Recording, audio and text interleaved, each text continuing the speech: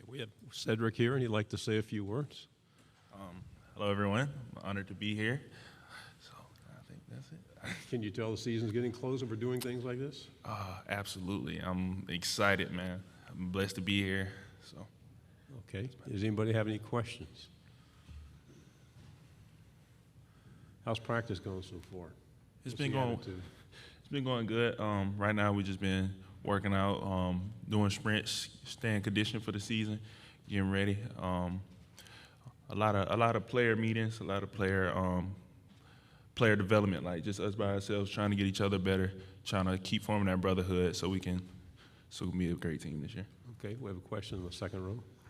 When you look at last year, how you guys ended and finished, do you feel like that was just a huge springboard, and how do you feel like you can build off the success last year and be even better?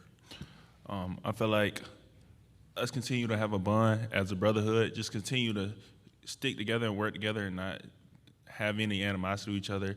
With the new transfers, it could be some different things. So I feel like just staying together as a unit, inviting the new transfers in, welcoming them in, loving them. I feel like that's just the biggest thing.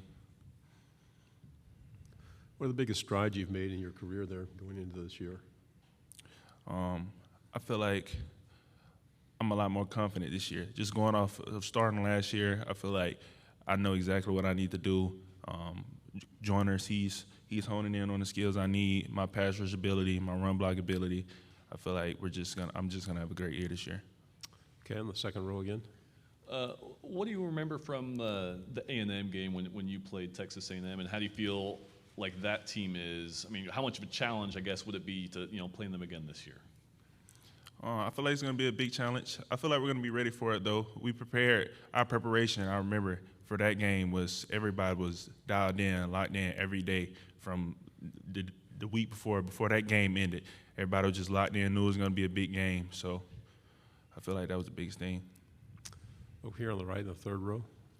You got a new defensive coordinator, obviously, with Durkin going to A&M. So twofold, what was a DJ Durkin defense like, and what's the differences for you guys this offseason so far learning the new defense? I feel like his defense, it was pretty good. We were kind of locked in our 3-down situation. But I feel like we did what we could. We did what we had to do, and we did everything we could. And I feel like with the new defensive coordinator, CP, he was already there.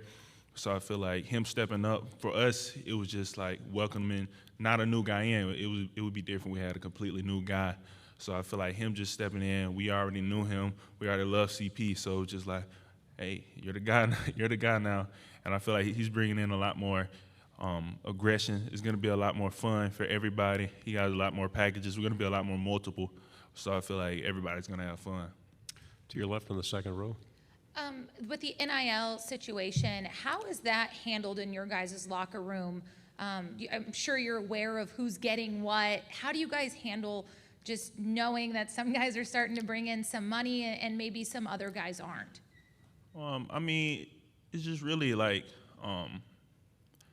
I say just not giving someone their props, but just knowing and respecting that they got that. I mean, it's not really a jealousy thing. Like, we're all brothers. His success is my success. Like, I'm just happy for the next man for him to be making some money, And the coaches, they're preparing us, and our staff, they prepare us. They bring in people to talk about NIL, like things we never even considered, like having to do, like the taxes, a W-2 form. So they're teaching us everything and informing us with everything we need to know.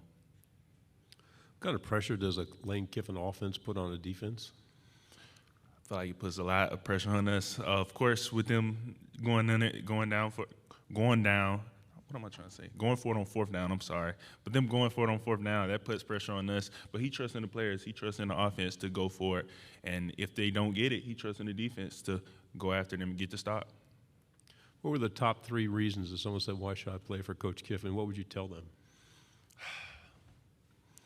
I say, well, he's trusting the players for one. He's extremely smart. He knows exactly what he's trying to do. He's going to put you in the right positions. And he got a lot of swag. So I think that's it. Okay. Another question here on the right. Do you guys talk, before the season kind of about, what expectations, realistic goals? I mean, where do you see this team at the end of the season? Where do you see, your guys' projection? Expectations where we're trying to go to the playoffs. We're trying to go all the way. That's what we talk about as a unit. So, I mean, we got the blueprint. We won 10 games. We're trying to go further. We're going to take that blueprint. We're going to tweak what we need to make it better and go from there. What was the attitude around campus when the baseball team won a title? Crazy. Like, you can feel the energy. It's just crazy. Like, even on social media, just the whole campus, you can feel it. Just the energy is just radiating throughout everywhere. We have Cedric for a few more minutes. Any other questions? Okay, we know one here on the right. Yeah, when you say you won 10 games, that's a blueprint. What, I guess this offseason, have you seen specifically that gives you confidence that you guys are ready to take another step past what you've already done?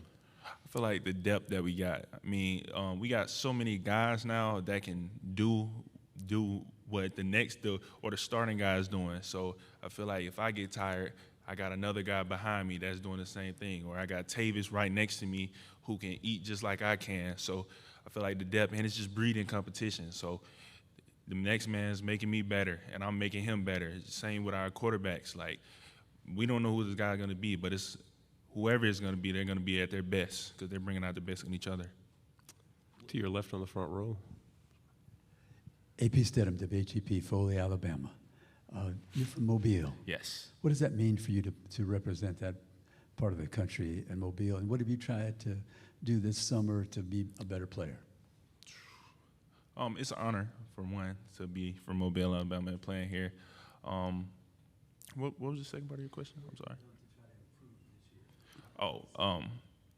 I think just locking in on the small details. I think I'm faster, stronger than I was, but I feel like it's the small things that are really gonna take my game to the next level, like my pass rush ability, run blocking, just the small fundamentals between that, watching film in different ways, and just asking my coach certain things to help me get better, what he thinks I need to do to get better. So.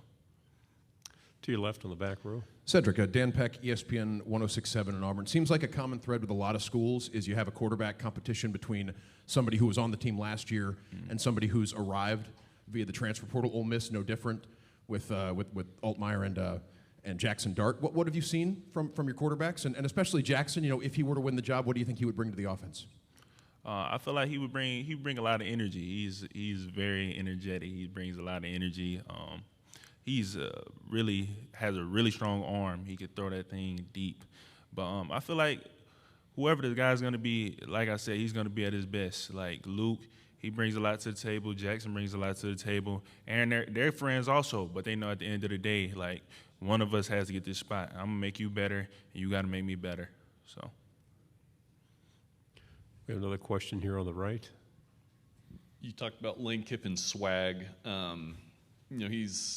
He talks a lot with the media and on social media. Is he kind of the same with the team? And I don't know, maybe do you have a good Lane Kiffin story?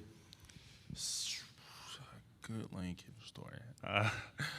I mean, not any I can think of, but yeah, like I said with that swag, he does bring that to the team. Like, y'all can see with social media, just like off what he wears. But you can, when he does the team speeches like before the game, like tell us he just like, let's get after it. Let's have a great game. Let's do it with some swag behind us. So, yeah.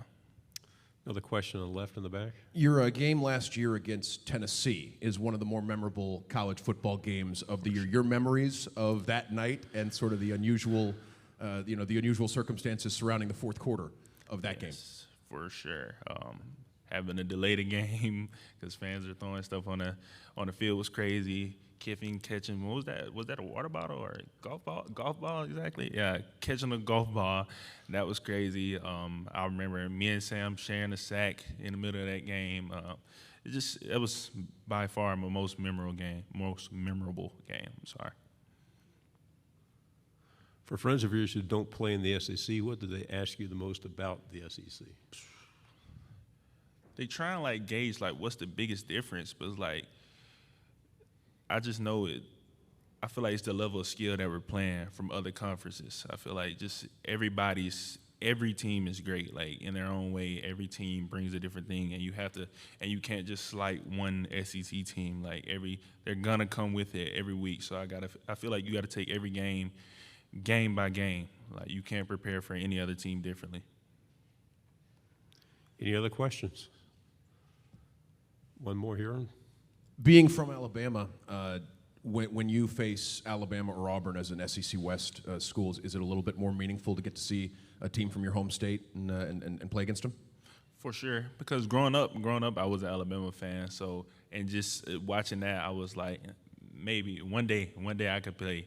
One day I could play on the big screen against or for Alabama. That's what I used to think. But it's just crazy every time we do play against them, or even Auburn. It's just a blessing to be out there. Cedric, thanks very much. Stay healthy. Have a good year.